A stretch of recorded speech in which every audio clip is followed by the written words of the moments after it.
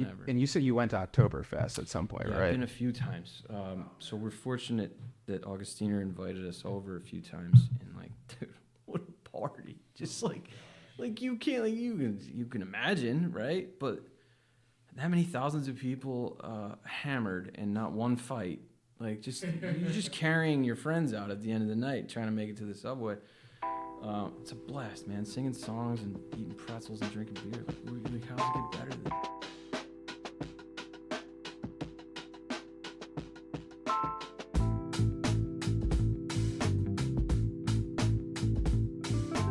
Welcome back to the BrewedAt podcast. I'm your host, Richie Tevlin, joined by Evan Blum, and tonight we're joined by Kunda Beverage, Chris Kunda. How's it going, guys? Going well. How you doing? So we just had Sly Fox on last week, and they are 29 years old, our oldest, brewery on here yet, organization on here yet.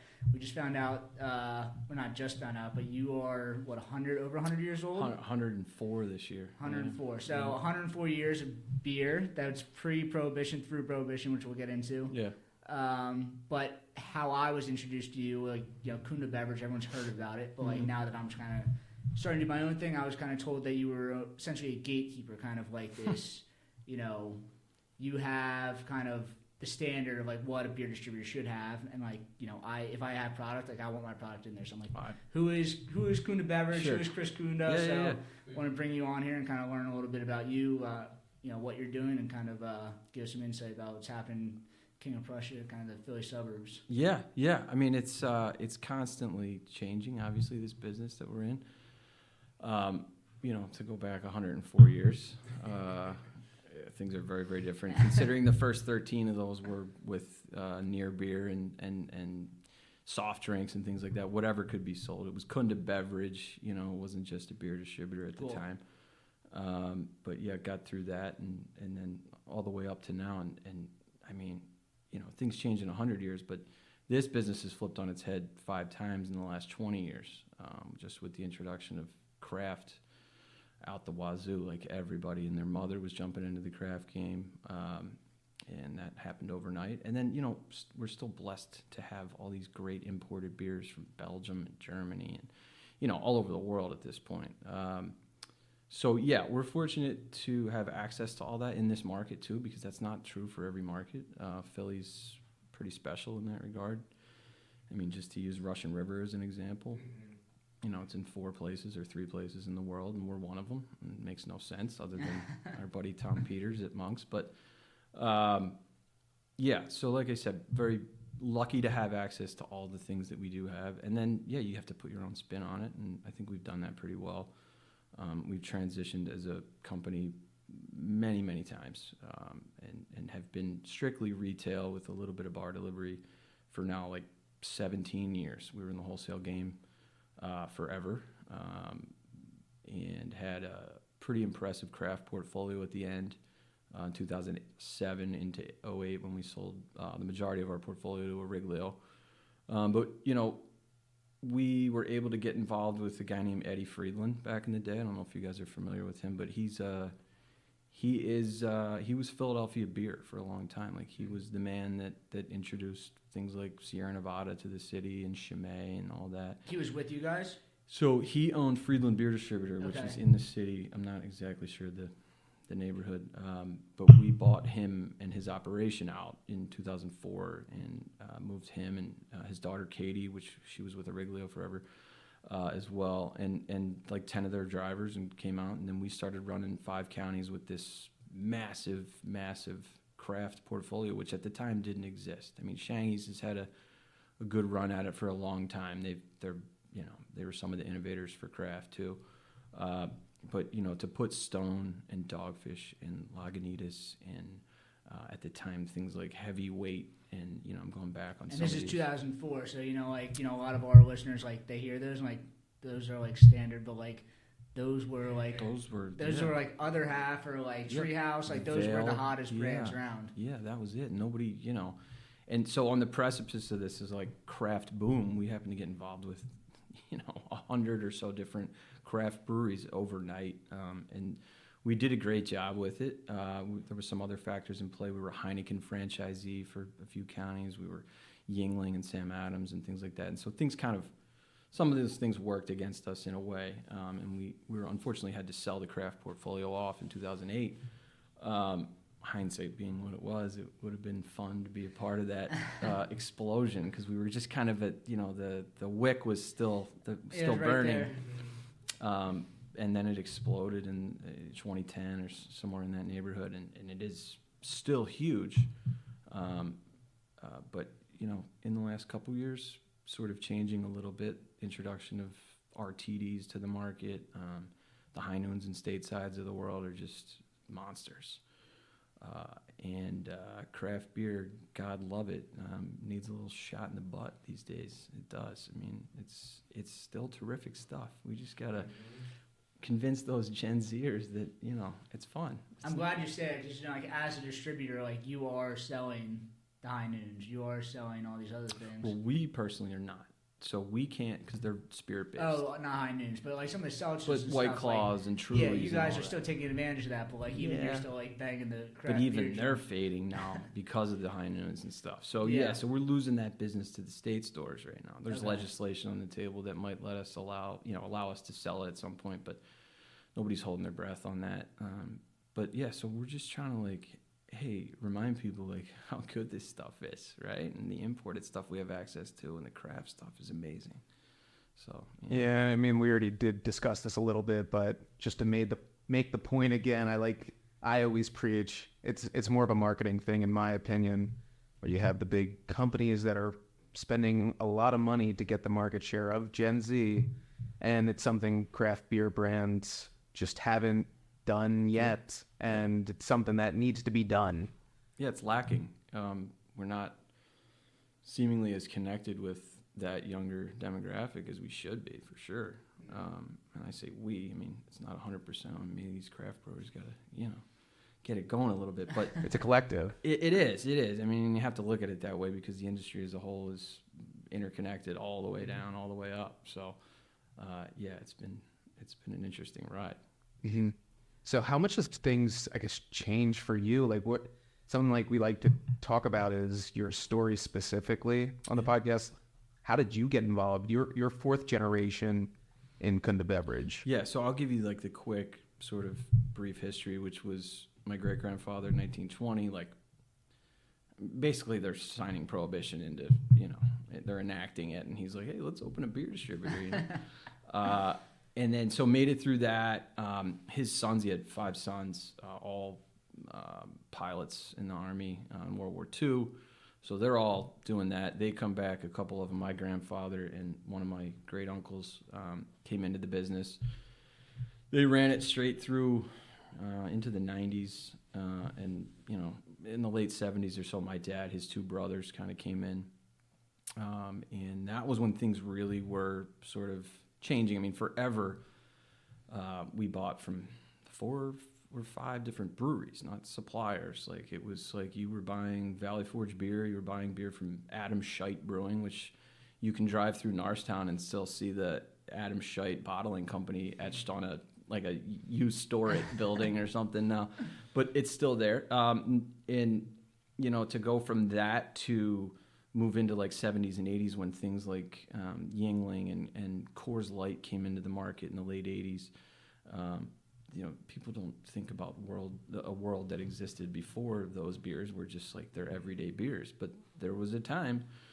And so when they came into the market, that sort of ramped things up a little bit and gave people more chances to try things. I mean, it wasn't just Stegmeyer and Peels and, the old returnable bottles. You guys, I don't even know if you're old enough to remember that. But No. heavy brown boxes and these thick glass bottles. And when you were done, you'd send them back to the brewery. They'd fill them up again and send them back to you. Obviously, that would all go through you guys? You guys Yeah. would then collect the bottles and send them back? Yeah, and there was a deposit on each case, $1.50. You'd take it to the account, charge them the deposit. You'd pick it up, give them the deposit back, do the same thing with the brewery. So when I was a kid, 9, 10 years old, 11 years old, I hope OSHA's not listening, but one of my first jobs was sorting empties, because you had to put all the brown bottles with the brown bottles and the clear bottles with the clear. So, and they'd all come back. If you're working a bar, it's just throw it in, right? We're sending it back. So one of my jobs was Man, you found some things in those bottles, I'll tell you I'm what. sure. Yeah, not that I want to talk about now, but that was like one of the first things I did, and I just grew up in that business. And we, like I said, had a wholesale operation, so there was a good 20 drivers or so that I grew up with in a warehouse, like picking orders. Every time I had a break from school, you know, Christmas break, spring break, summer break, I was there, like from, we'll call it 16, but maybe it was Right. before that, on. And, you know, I learned just life lessons more than anything. I mean, you work in a warehouse with a bunch of 30 and 40-year-olds when you're 16.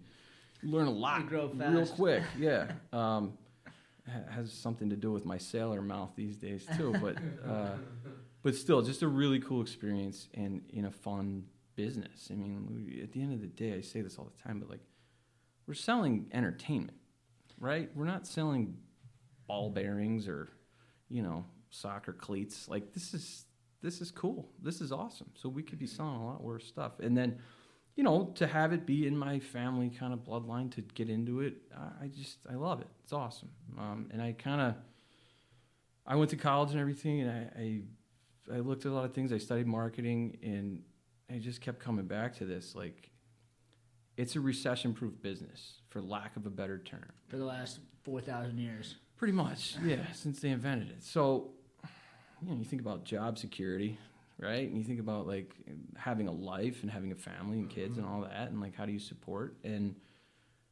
not that it was an easy decision, but, like, it felt like the right decision to get involved. And, yeah, that was 20-some years ago. I never looked back.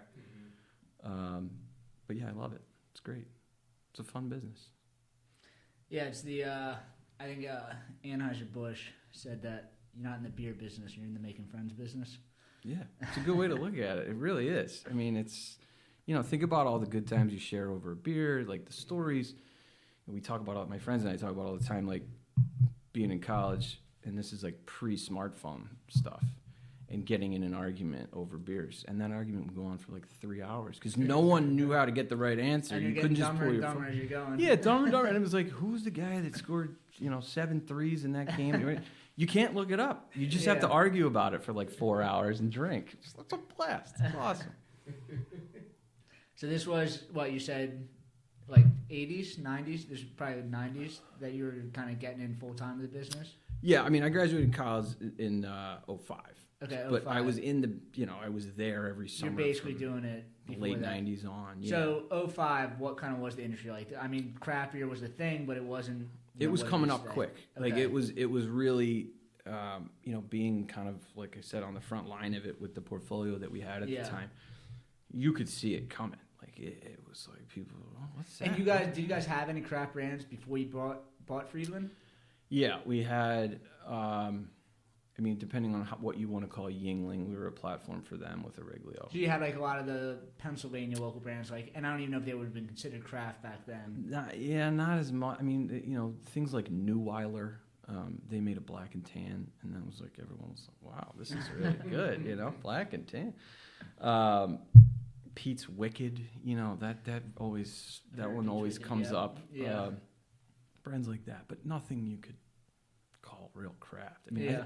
I honestly remember the first time we got Dogfish head in, and it was from Friedland. Like, we hadn't bought them yet, and we got it in the box. You know, it was just a white box with like a baseball player on it. It was so random, but that was like our first introduction to like, oh, all right, this some guy just made this, and now we're selling it. It wasn't like this big brewery, this, you know, Coors That Miller you get Bud. beer and then you sell it. It's like someone actually made this thing. Yeah, that felt like more of like a just like a process. Just like, all right, this is part of it. It comes to us, and then we give it to them. No, now it felt like I'm looking at this. I met the guy, right? So Sam Calzone, like, you made this. That's awesome. We're selling it. That's great. And like, I know that sounds ridiculous now to think about that because, you know, you can become a brewer, and it isn't like, everyone's not like. But at the time, it was weird, right? In a way. I mean, I didn't know who was brewing the Budweiser I was selling, but I know this guy. He's making the beer, and I'm selling it. It's cool. And then that, you know, 05, 06, 07, we were busting at the seams. I mean, it was like now you have all these craft breweries, and now all these craft breweries are like, oh, we can make 5, 6, 7, 8, 9, 10 beers. And now, and you have to distribute them for us. So in our warehouse, you know, we couldn't move the walls out. It was the same place where you guys are now? Yeah, but we had a building. We still have it. It's rented out now. But it was, I think the back's like 15,000, 16,000 square feet, something like that. You know, docks, plenty of space, cold storage, all that for kegs. I used to take my friends in high school, and they're like, look at all these kegs. You know, there's like 1,000 kegs, and this is amazing. You know, but yeah, so it started to really kind of take hold probably 05, 06, where I was like, wow, this is a really good thing. And to the extent where Origlio saw it too, I was like, what do they have over there? Did they not have any craft? They had, no, that's actually a good question. I don't know the right answer to that. Okay. But they were sitting on Corona, Yuengling, Coors, Heineken, you name it. Yeah. Like, they had all the big dogs. When you do that, you know, you could take some chances on some little things. But then they saw our track record with it. And the long story short as to why we got out. So you have franchises, right? As a ID, importing distributor, it's called. That's our license. We had franchise for Heineken for Montgomery County. We had Sam Adams for Montgomery County, Boston Beer, and then Yuengling as well. And at the time, all those breweries started to consolidate. So you had guys like us and Spaz in Westchester and Bounds in the Northeast. And we all had, like, Bounds had Heineken for the Northeast, and Spaz had it for Chester County. And we had, but these breweries all at the time were like, all right, their big focus was consolidation. So Sam Adams comes to us and says, hey, Sam Adams Light's coming out. If you don't sell X, we're going to pull the brand and consolidate to Origlio. Well, Sam Adams Light, how do you think that went? Not great.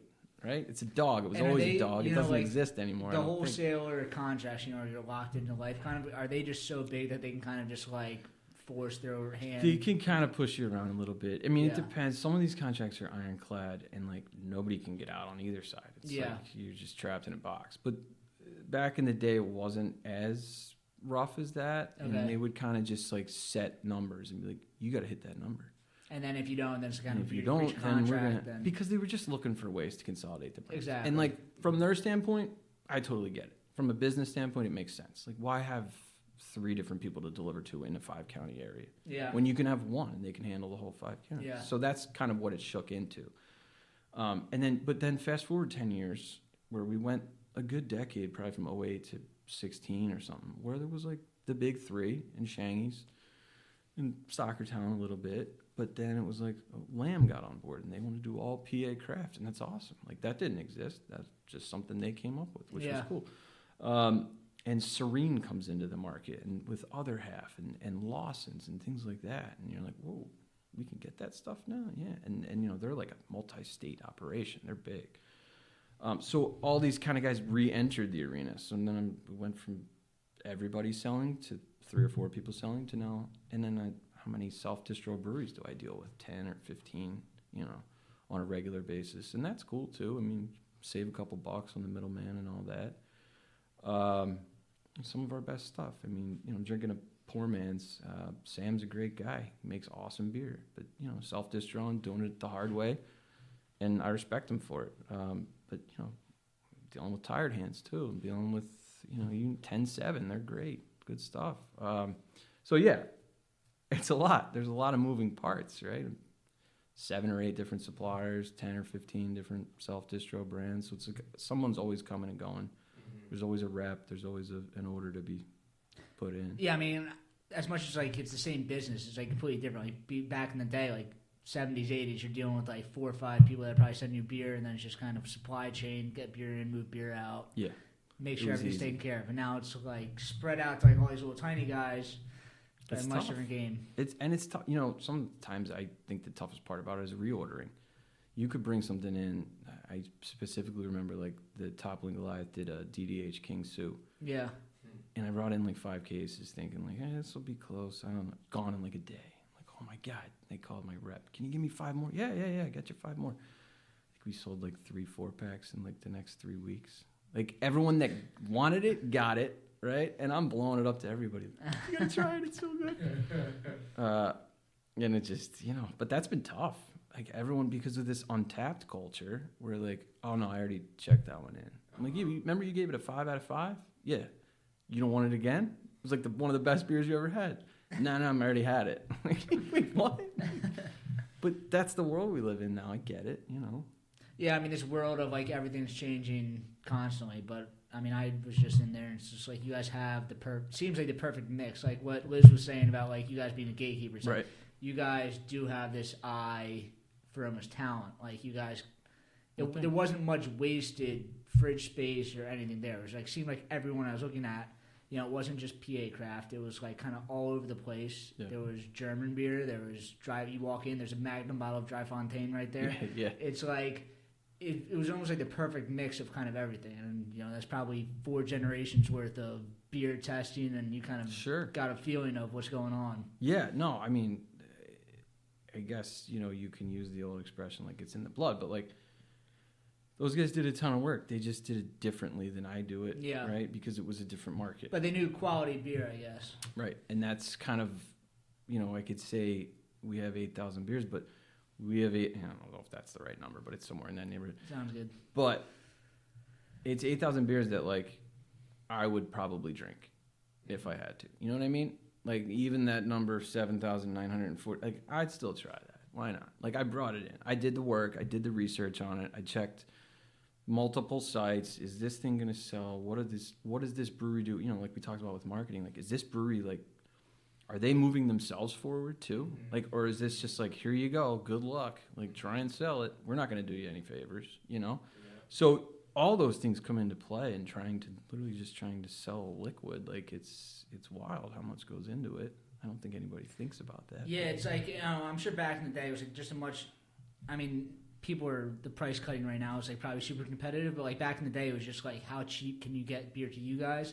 And then, you know, like Matt Serra was saying, like, you know, like creating these events of like just getting your brand out to then sell it to kind of the masses. Where now it's just like you have to keep up with like all these little things and keep up with the, you know, the small relationships that you have with probably 100 different people just trying to sell you beer on a weekly basis is probably insane. Where it used to be probably, you know, a lot more than that, or a lot fewer than that, but like, you know, much different kind of feel. Yeah, totally. It's staggering actually how many people try and like, here's our new peach mango for the summer. I'm like, all right, I guess we're buying it, right?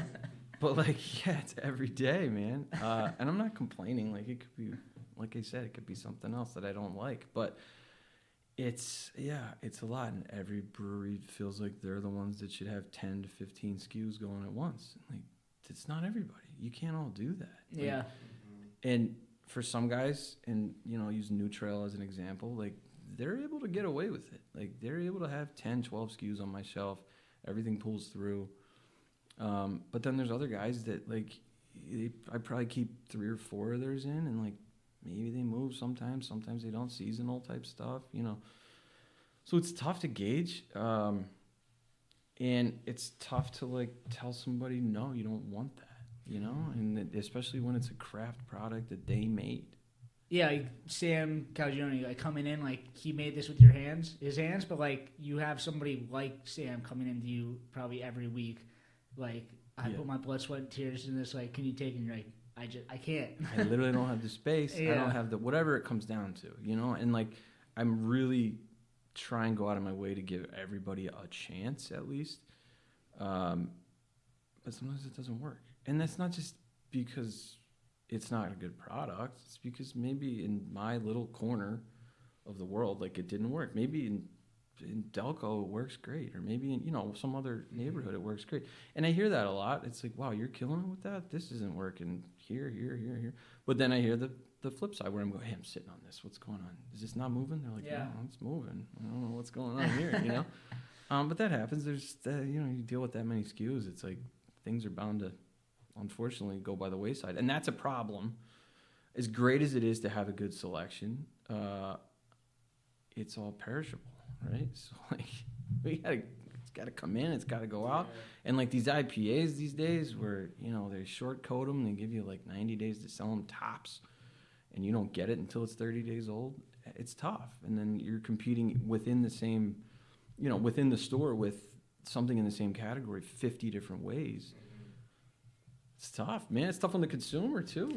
Yeah, I think that's one of the many reasons why lager is now coming back. You know, like just for the breweries, it's easier logistically to deal with that. Like you're not trying to push it. It's probably easier for you also to deal with these lagers also when their date codes might be a year long. There's like shelf stable. Yeah. They don't have the cold storage mandate that a lot of these guys have now, which in a lot of cases makes perfect sense. In some cases, I think it's either a marketing move or it's an overreach. Like, we don't need to have this cold. People, the old myth about beer getting, well, it got warm and then it got cold again. Yeah, you can do that 3 more times, minimum, right? And you'll be fine. Like as long as it's not sitting in 90-degree weather and you're putting it in the freezer and taking it out, putting it, like beer is strong in essence for a liquid. Like it really is. People don't give it enough credit. Now, everyone's had a skunked beer. Everyone's had something that was past code that doesn't taste right. But for the most part, it's pretty strong. And then, like you said, a lager and a Pilsner, they are strong. There's not much that can go wrong, not much that can break down.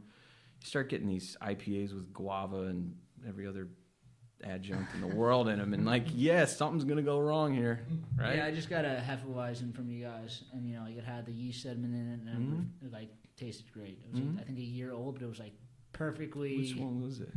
I can't pronounce it. It had the crazy bottle. Baltus? I got a picture of it. Yeah. It's it was in the craziest bottle I've ever seen. Oh, here you go. It was Balta. Yeah. Balta Pinta. Yeah, that's like a classic. I deal with this B&O Beverage. They're in the Northeast, or they're in the city. But they're all like Ukrainian, Polish, all those beers.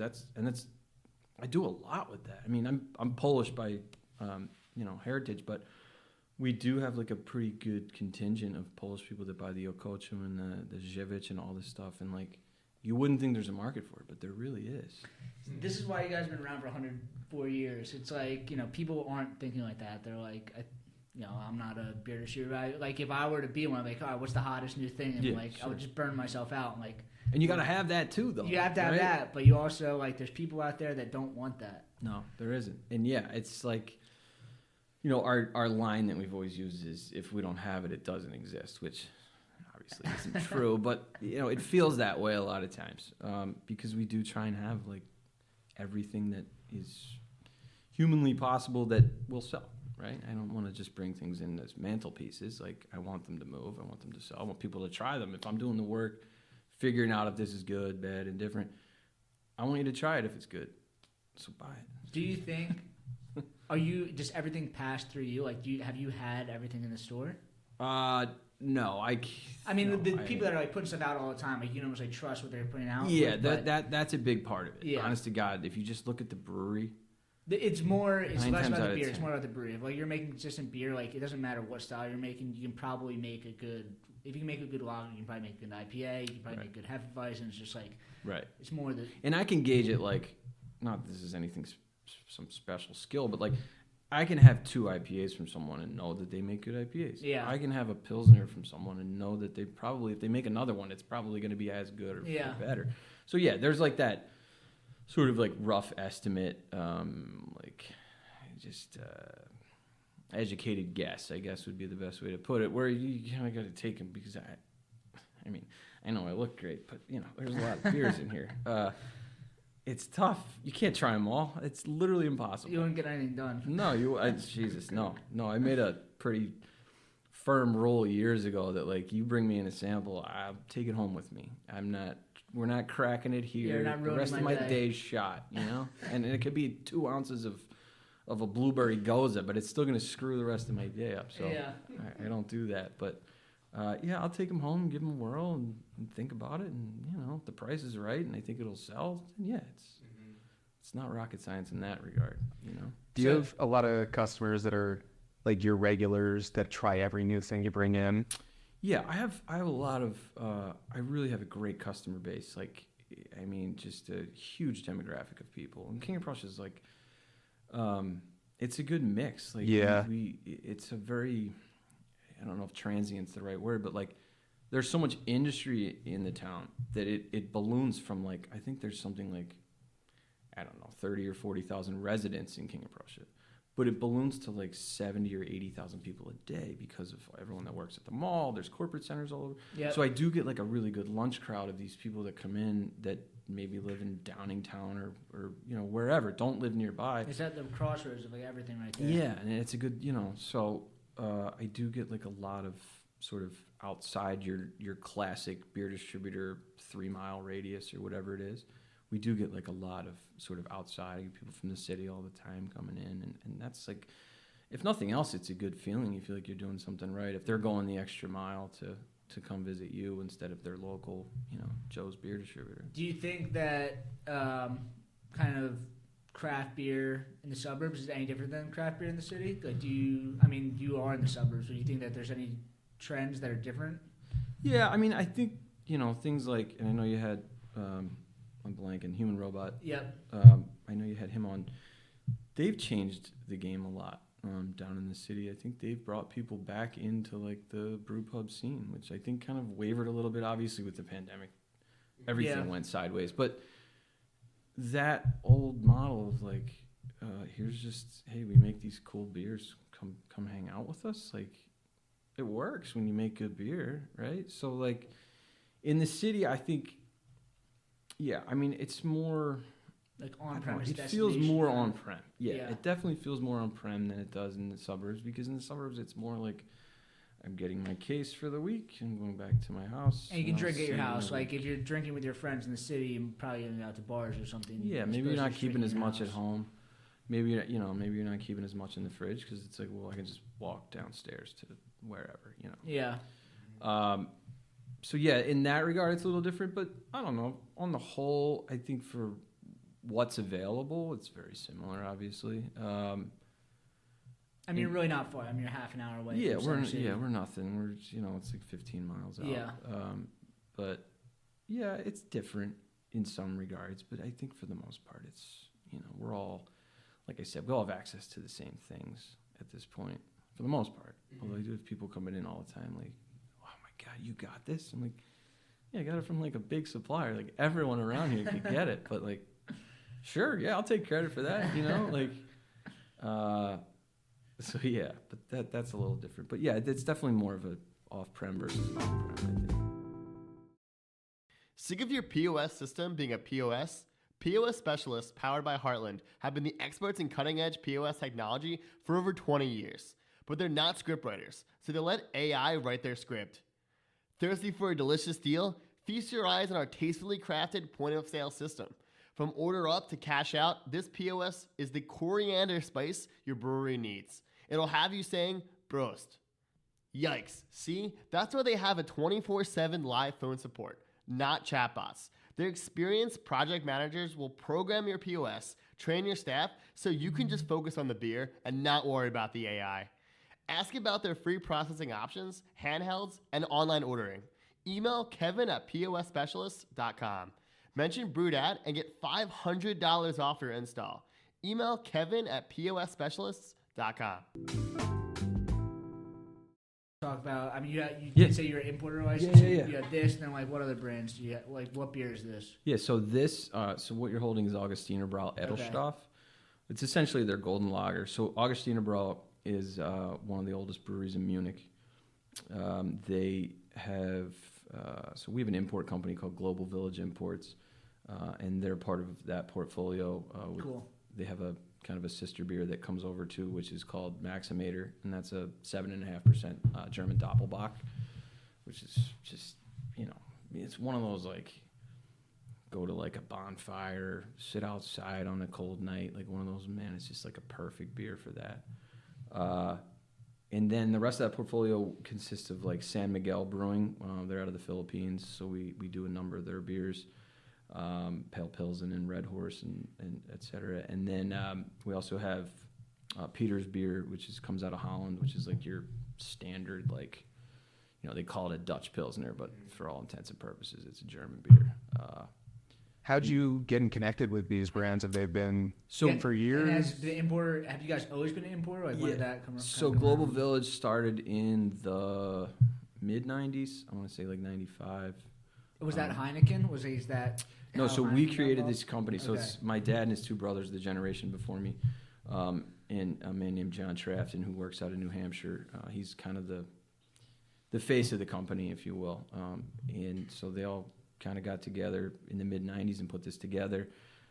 And we've had access to these great brands over the years. And Augustiner Brau, I'm certainly biased, but for what it is just top German beer out there. No, it was really, really It's good. just one of the best. I mean, it's one of the best beers in the world. It's just, it doesn't have the exposure. It also, unfortunately, is unpasteurized, so it doesn't make it over here in draft. And had that beer been in draft for the past 30 years in this market, we'd be talking about, you'd already know what it was, put it that way. It's just, and there's talks about doing that, but I don't know.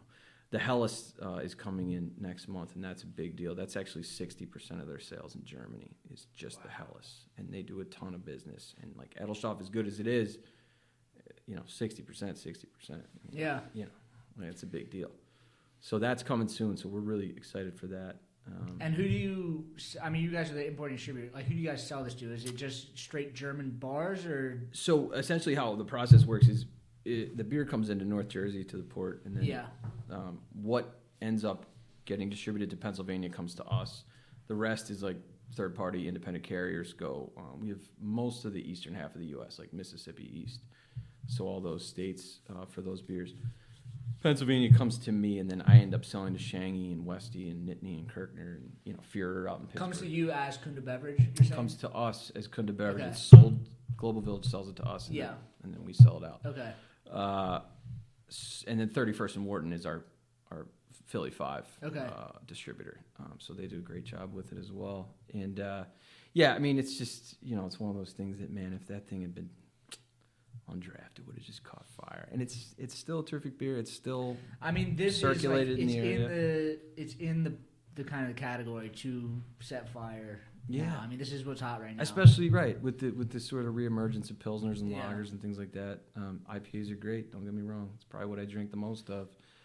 But man, if I'm having a steak, give me an amber lager or Vienna lager. If I'm having tacos, give me a Modelo, or give me something in that regard, a New Chamonix warehouse lager or something. There's always a time and a place, right? But man, that's one that, like, forget it. Like, I can just, you name it, I'll drink it whenever. And you said you went to Oktoberfest at some point, right? I've been a few times. So we're fortunate that Augustiner invited us over a few times, and like, dude, what a party! Just like you can't, like, you can imagine, right? But that many thousands of people hammered and not one fight. Like, you're just carrying your friends out at the end of the night, trying to make it to the subway. It's a blast, man. Singing songs and eating pretzels and drinking beer. Like, how's it get better than that? It's awesome, man. Everyone's just excited to be there and happy and pumped, and like, oh man, it was a blast. Every time was a blast. I want to go back. So you've had it on draft there before. I've had, and then so the roughest part about it is they make a Marzen style for Oktoberfest. So like, I've had enough liter mugs to make my arm sore of that, and man, that beer is just like, forget it. It's like, to use a terrible pun, nectar of the gods. Like, it's just perfect. It's really good. I'm sure drinking it in the moment too. It's just like the right beer at the right place is just like totally. It's all about and you guys, unbeatable. What we had talked about earlier, the whole Gen Z thing about the experiential, right? That's what you guys are. Like, you just want to have a good experience, and that's great. I want you to drink beer while you're having that experience, but like, absolutely, beer can be a part of any experience, from my perspective. Yeah, but it's experience enhancer. Mm-hmm. Right. We're in the entertainment business. It definitely changes the situation you're in. Oh, for sure. Usually for the better. Sometimes not. So you guys are still at the same location that you've been for how long? So we're actually in our third location. Okay. The first location was in Swedesburg, which is like a little pocket of Bridgeport, Pennsylvania, right in between Conchie and Bridgeport. And then we moved up to King of Prussia right after World War II, and then moved to the location we're in now in 1971. So 53 years now in this location. So 53 years. Lots of things have changed from there. or since then. But like the kind of the storefront itself, like walking in, like how has that changed? I mean, you know, you guys came from the time, like even what was it, 20, 30 years ago? You could only sell beer by the case.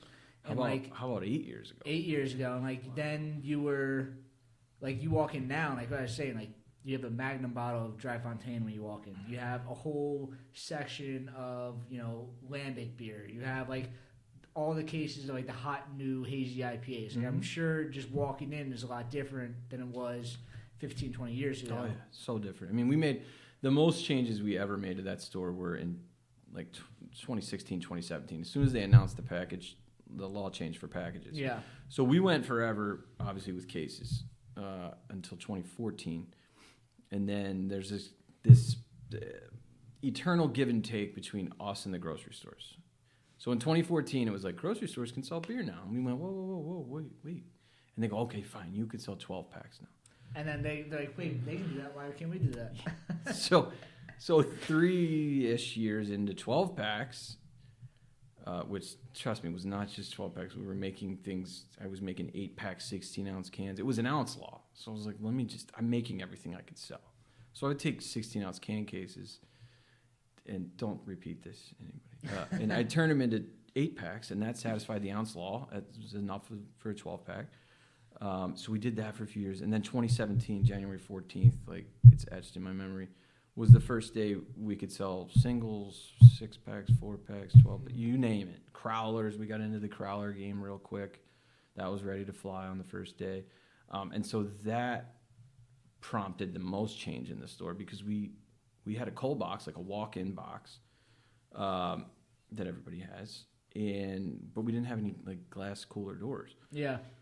So we put in a whole wall of them right away, and then now even since we've changed even further because of this like explosion of the single serve category. Every brewer is making 19-ounce cans now, every one of them, and it's like they all want you to same thing. They all want you to carry it, and like look, a lot of them it would work, but how many like? But the problem is everyone's trying to fit into one little tiny hole. And just I'd have to refrigerate the whole store. Yeah. At this point. Yeah.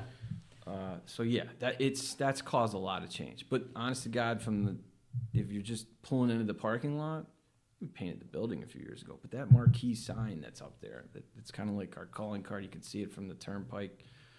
My dad put that sign up, in the 70s.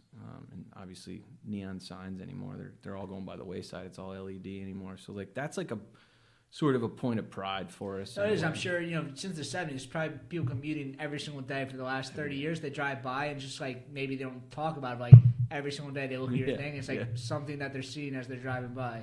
Yeah, dude. For years they'd come in and go, "Hey, I drove by for 20 years. I finally went, where the hell were you? Like 10, could have used you." For you. Yeah. I've been driving by here forever. I'm like, oh, thanks for coming in. Something clicked that this time. That was it. Yeah, we need an exit right. We need an off ramp right there. But that's probably not in the cards. So I saw on your Instagram that you guys had Deshaun Jackson in. Yeah. How you guys probably have breweries coming in all the time to do like tastings or whatever. Like how often does Deshaun Jackson types come in? Well, all so the far time? just once. We're hoping he comes back. No, that was just a nice sort of an attaboy basically from the Muller, who's the Miller supplier in the area. Yeah. They set it up. They had, I think he went to 2 or 3 different spots, Okay. and they were like, "Look, you're, a great customer of ours, and do you want to do this?" I'm like, "What? Who would say no to this?" Yeah. There was like 200 people in the store. The line was just snaked, all the way through the aisles. Didn't lead to a ton of extra business, but like it was really cool. Yeah, it was awesome, and he was a nice guy, and he hung out and he signed everybody's whatever they wanted signed. It took pictures, and yeah, he was great. It was cool. Nice. So we talked about before. We were talking before you came out here, like kind of the changing landscape of craft beer, and like beyond craft beer.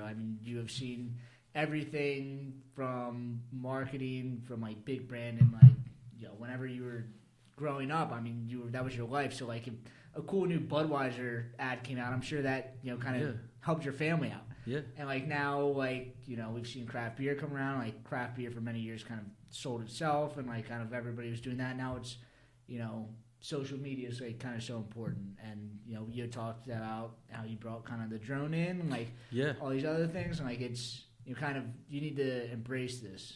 And yeah, totally. I mean, if you're not adapting, right? So that's probably the number one thing, like adapting and evolving. I mean, exactly what you said. This whole podcast is like you guys are 104 years old, but like your business has changed like probably 4 or 5 times completely over and over and over. Yeah, it's totally different than it was 10 years ago than it was 10 years before. Yeah. And if you're not like at least trying to figure out who maybe your demographics changing a little bit, like maybe your customer base is different than it was 10 years ago. And if you're not like actively trying to figure that out, you're wasting your time because they're just slowly dying. Just go somewhere else. Yeah. You know, like I said, single serves become this huge thing, and like I've had to really reevaluate like how we do it and like the margin we put on it and things like that. Yeah. How does single serve work? I mean, obviously breweries like it because they can sell more, I guess, volume per package. But are you seeing kind of more profit like that, or is it like it's just like it kind of kills you because people are just coming in and buying like an $8 or whatever it costs, like $6 product, as opposed to buying like a $15 product what they were before? Yeah, I mean, you just said it right there. That was it. Like, no, honest to God, like I was looking at things after maybe, there's no good way to gauge how you're doing anymore. Yeah. Because we went through this like steady progression for years, and then the pandemic threw everything out the window, and people were drinking like fish for 2 years. And like, don't get me wrong, I was really pumped about that. And obviously, every other part of the pandemic was miserable, but the fact that everyone decided to just drink all the time was pretty. It was great. good. You were saving people. Like people were down, and you were keeping their sanity. Yes. Yeah. So I can't use those years as any kind of barometer, right? And then coming off that, it's that every whatever it is has an equal rebound basically, and the rebound for everyone was like, oh my God, I gotta stop drinking so much. Like the pandemic, like I put on all this weight, I did whatever it was, I look older. Beer's good for you. It's not bad for you. So there's no good way to gauge like where we are at this point. I think we're sort of returning to some level of normalcy, but like who knows? Like but you try and keep your finger on the pulse a little bit and just kind of see what people want, because you can't you're not going to make one move that's going to change everything, but you could make 40 little different moves that get you to where that one big move would have made you. And that's like what this business is at this point. Like, all right, if I bring this in, this will work great. Oh, and then I can complement it with this, or I can, you know what I mean? Like, there's a lot more science to it, I think, than anyone would ever give me credit for, and that's fine. I get it. I'm selling beer. But, like, there's a lot more to it. And keeping up with what's going on, yeah, that's paramount. Like, and I have to push to the millennial, the Gen Z, like, I have to get that crowd involved, because the 40-year-olds and the 50-year-olds, they're drinking. They are drinking. I mean, we just had, I don't want to say Skybox old man beer, but like we had them on. Like basically, like we talked about how like they have customers that have been drinking their beer for 30 years, right? And like they go home and they get a case of Sly Fox and they're drinking it every night at dinner. I'm sure you have a lot of customers that are, and they're still going to be in their drinking prime for the next 20 years. That are going to be coming in every night. But at some point, those people aren't going to be here. Yeah. So it's almost like, as much as even if you're super successful now, you have to know in 20 years, like if you're not keeping up with the times, like you're going to have to either make some monumental shift 10 years from now. Nobody wants to do. Yeah, and that's exactly what I was going to say.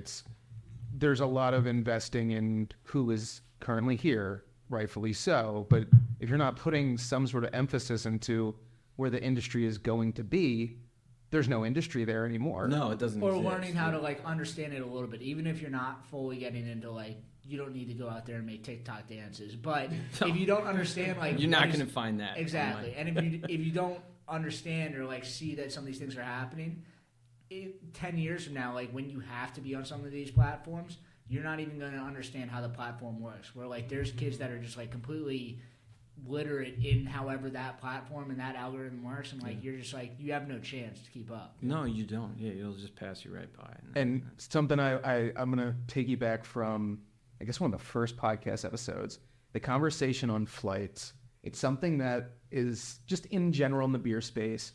when you talk to any brewer, or I would say a majority of brewers or a lot of brewery owners, or it also feels like that kind of goes to the single stack, like beer. Yeah. From a young standpoint, people want to try different things. It also like that's the untapped side. From a brewery standpoint, it's the most profitable thing. It is, but brewers in a lot of ways are artists themselves, and they put out art in their beer, but they don't see the value of the marketing piece with the flight. And that's like, I enjoy flights, but it's. See, and like you saying that is like, flights, I think everyone's hating on them right now, but it might turn into like one of these things that like 3 years from now, like a brewery's going to invent the flight and they're just going to like name it differently. Right. And like Exactly everything's right. cyclical. No, it is. It's true. Yeah. No, the flight, man. Well, I'll tell you what, like, look, if nothing else, it's exposure, right? So you break all these things down and why people do like, why did people start doing flights in the first place? Well, here's 4 of my beers. You're going to buy one after. Yeah. Right? And you just paid me for these too. So, okay. Yeah. Makes sense, right? Strictly from a marketing standpoint. Like that's kind of what it lends to. I don't see any problem with that. But yeah, It's a sore subject typically. So we talk the about definition of cool is sort of ever changing. Like, is that cool? I don't. It was, right? Maybe it is still. in 15 years. Maybe now, it's it'll be coming cool. back. So, like flights, obviously kind of on the downturn right now, but like I think Crowlers kind of the same way. Like when they came out, they were so hot. You like if you were a craft brewer, you had to have Crowlers. You talked about like when Crowlers came out, you kind of embraced that. Are you seeing that it's still at the same speed, or like what is that? It's not at the same speed, and I don't have anything to equate it to. Like, I mean, the beer doesn't last as long, but you are able to then get a larger volume for cheaper. Yeah, and like the name of our game with the Crowler side of things was like, look, what do we have that we can get on draft that we can't get in package? Yeah. And a lot of times it was like hyper local stuff, which is great, and people gravitate towards that. But I want to say since the pandemic, it's slowed down dramatically, and I don't know if that's like people more conscious of like germs or whatever. I mean, it's an open container, right? And we're filling it and we're sealing it and all that, and we do everything above board. But at the same time, it still is open for that stretch of time, which none of your other beers that you're selling are, and it's not a bar. So how does that work? And I don't know if that was it. I don't know what, but I try and I go out of my way. And this is what makes it sting even more that they've fallen off, is I go out of my way to put this list together where if you looked at this list, even 2-3 years ago, you'd be like, oh my God, he's got main lunch on there. He's got other half on there. He's got tired hands on there. He's got, you name it, right? And I put this prairie, imperial stout, all this stuff on here. And I'm like, guys, look at this list. Look how great these beers are. And I'm like, yeah, I'm good, thanks. And it's tough. It's a tough feeling. I mean, obviously there's plenty of people that still buy them, but the frequency, has dipped big time. It's a shame. I mean, it's great beer. It's right. Yeah, maybe the 19.2s, I mean, they've gotten so popular, and it's they're almost the same size, and then and they're inexpensive. Yeah. I mean, you get guys like New Belgium and Victory, and they're throwing deals at you to keep that price, $2.99 for 19. Yeah, and it's not just 19.2. It's a 19.2 of some high octane 9%. Yeah, a golden monkey for $3. I mean, guys come in, buy 2-3 golden monkeys. They're good. You're good. I mean, that's a pregame in a can. And what did I get? $9, right? Yeah. And I don't get to keep all 9 of that. Yeah. You know what I mean? I get it. From a consumer standpoint, I get it. I am getting to a point where I'm going to stop trying to fight it and try and embrace it a little bit more than I have, because like you said earlier, it is a trade, or Richie, you might have said, it is, from a dollars and cents standpoint to a business owner, it's a trade down, right? So if that 6-pack they were buying of whatever, Corona, I don't know, that I was making $4 on, let's say, now they're coming in and buying 3 singles that I'm making $1 each on, but they're good. They're great. They'll come back tomorrow and do it again, but they were going to come back and get the Corona tomorrow too, and I was going to make more. You know what I mean? So yes, it's $1 difference, and that's it. But extrapolate that now over a huge customer base, and I love that the selection is there for people. And 19.2s in their infancy, I think, were like, hey, try our IPA or try our beer. And now it's like, no, just sell that. We don't care if you sell anything else. Just sell our 19.2. It's funny you say that. I had this conversation the other day with Andrew from Craft Brewing Professionals and Dan from BrewLogix that are like doing all this research into the future of like the Gen Z versus millennial like spending habits. Right. And one of the things was with the group of millennials, you will have more people, or you will have less people, like 2 people come in and spend a larger tab, but you'll have more Gen Z people come in and spend collectively a smaller amount, but larger in More total. tickets, yeah. More tickets that ultimately then ends in more sales because people are coming in larger groups, which just piggybacks to, you might be selling one versus a case, but if people are still coming back and buying more, ultimately. Yeah. No, and as a retailer, you want them to keep coming back, right? So that's like, what's the old adage about it's harder to sign a new client than keep the one you know what I mean? Mm-hmm. You want them to keep coming back, but you want them to buy what they used to buy. Yeah. Right? I like, hey, here's all these cool options I have. Like, it's cool, but like as a business owner, like it's probably super frustrating knowing like you're having to constantly like change all your processes. Like you figure out the solution, and like the solution's different now. Yeah, it changes. Yeah, and that's we've said it 10 times, but yeah, that's this whole business. That's a lot of businesses, but like that's this whole business is just like, to steal Jimmy V, like survive in advance. Like just keep like figure this out and move forward. Figure that one out, move forward. Adapt, evolve, keep moving, and keep doing that for like 100 some years. Yeah, so I mean, you guys have been doing this for so long. Like, I mean, we talk about craft beer here, but like, you're approached by like the large breweries, probably like their salespeople come in all the time. Also, like, how is the sell for like larger domestic brands? Because I'm sure like what they're doing now is like they're telling you that like craft beer is dying, all this other stuff. But like, how has the sell for these larger brands like gone throughout the years? I mean, like back in the 80s, it was probably just like the deal is here's a price, you're gonna buy it, right? And then craft beer started to get hot, and then like they started to fight a little bit, and now it's probably like.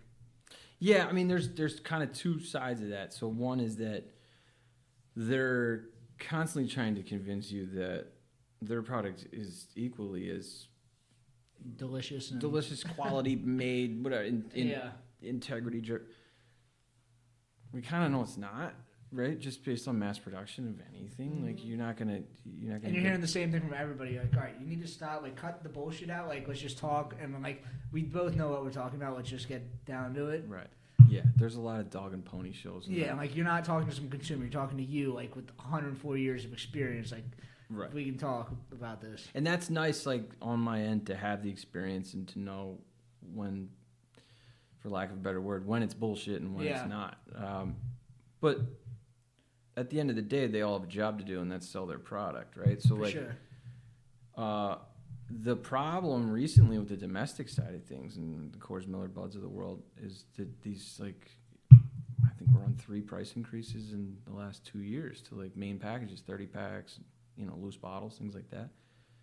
They're pricing themselves into the craft territory at this point.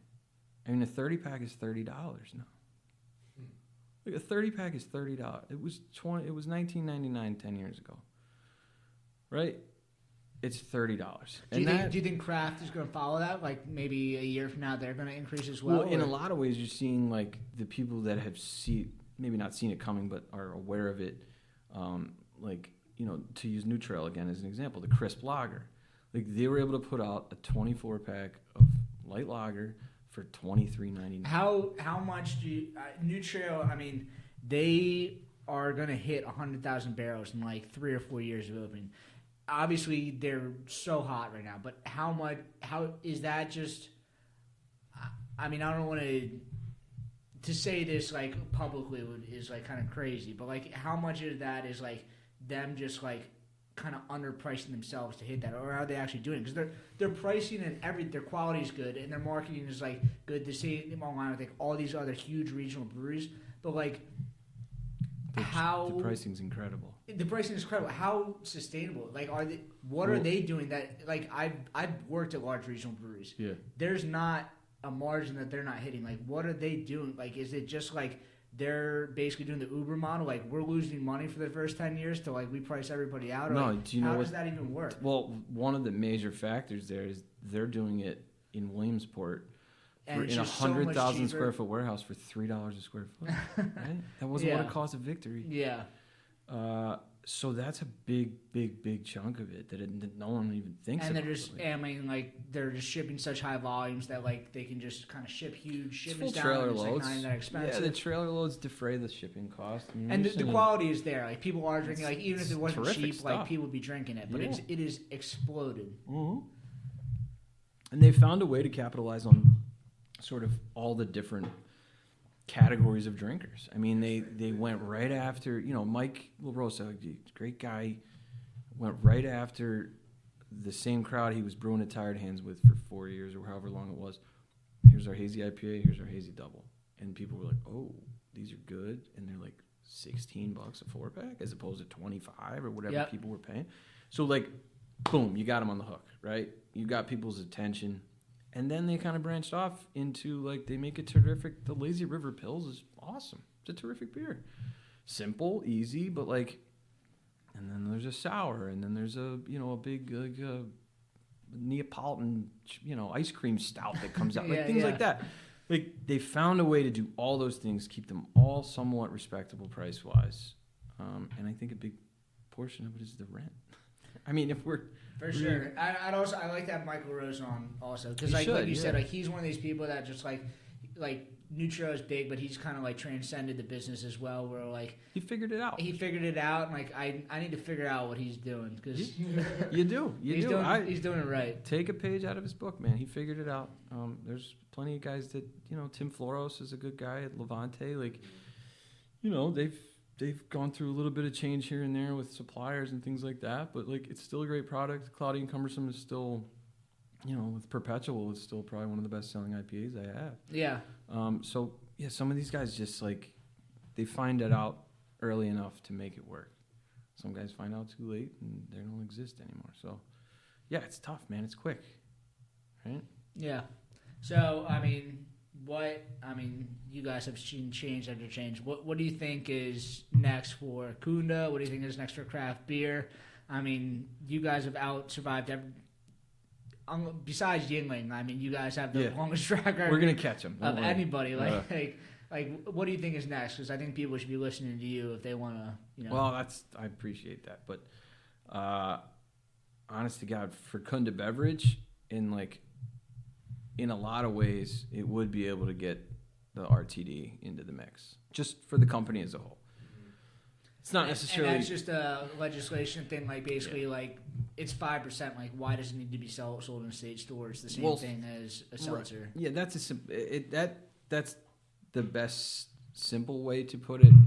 It's the slippery slope of never letting us yet sell anything spirit-based. Everything we've ever sold has been malt-based. And that's White Claw and Truly and all the seltzers and everything like that. Everything's been malt-based. And so them crossing into this new world, not to mention there's a labor union involved. The state store's labor union is super strong. And they don't want to just necessarily give away. Now, they'd keep selling High Noon stateside, but they'd let us do it too. And we're just using them. There's 20 others that would jump in here that are either products of, like, brewery conglomerates, so, like, guys that have rights to, like, Monster. What is, Pilot. like, Brewers of Pennsylvania, like, what would would the Brewers, would they be kind of against them being allowed? Because, like, bringing, like, High Noon in would almost cut into their profits as well. It's certainly like, cut you're into their basically being attacked from both sides, and, like, you're basically just the distributors are kind of trying to fight this.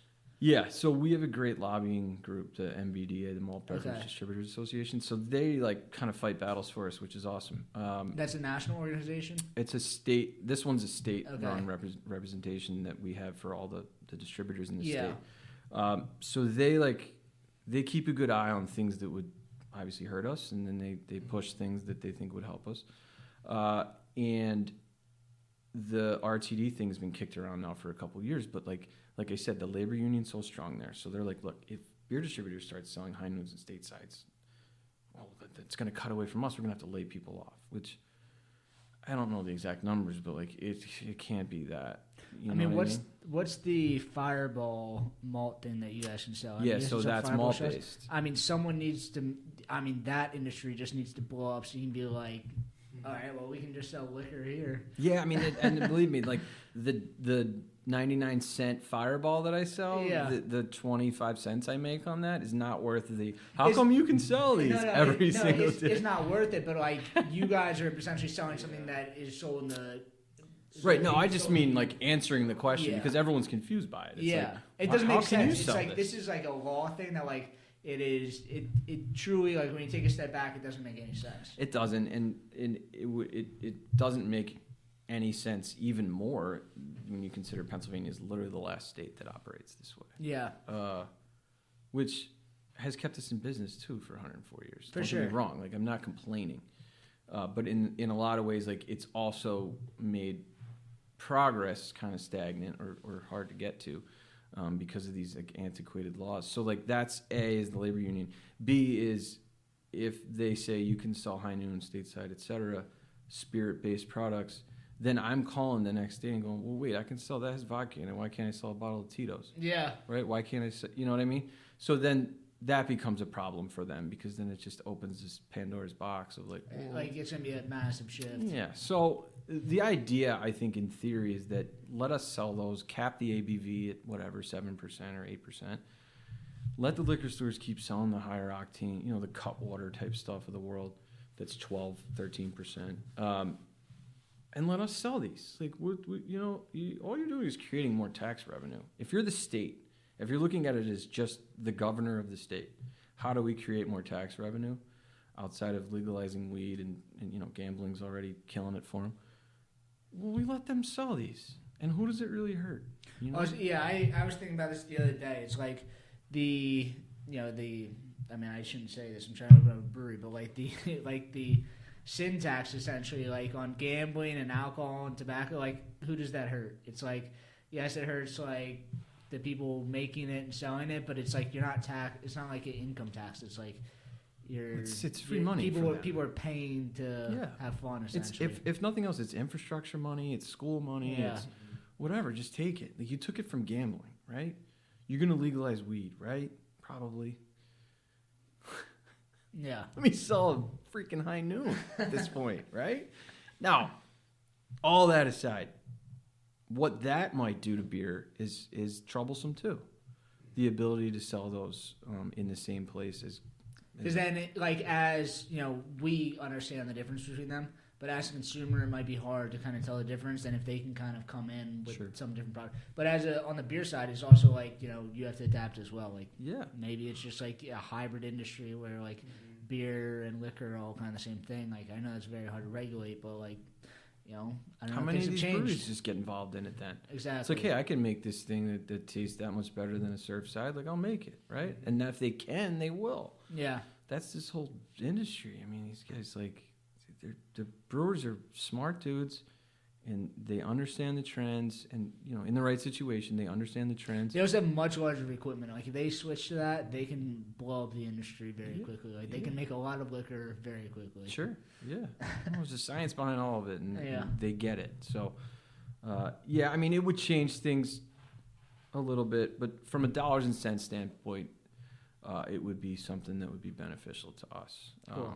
But, you know, to be a beer purist, it's probably not the best thing in the world for craft beer. If there's just another place to buy something spirit-based. Yeah.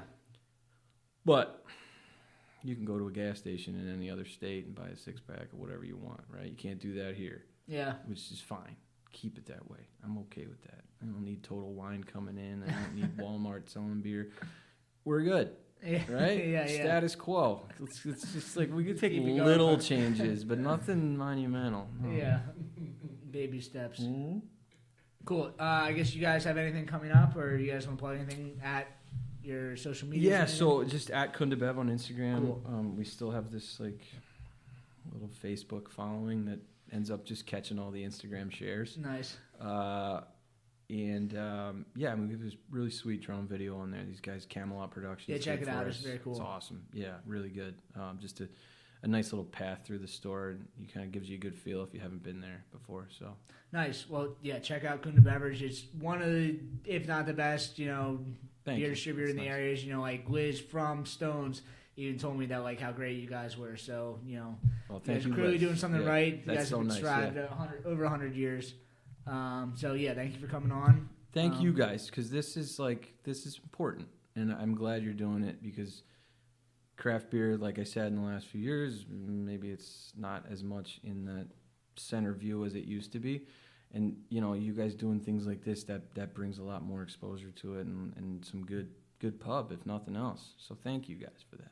It's awesome. Yeah, I mean, Kunda Beverage, 104 years. Craft beer in general, just like 4,000 years. We're not going anywhere. Yeah. No, We'll be fine. we don't plan on it. Yeah, thanks, guys. We'll be all right. Yeah. Appreciate So it. you can follow us at BrewedAt, at the BrewedAt podcast, and we'll see you guys in 2 weeks.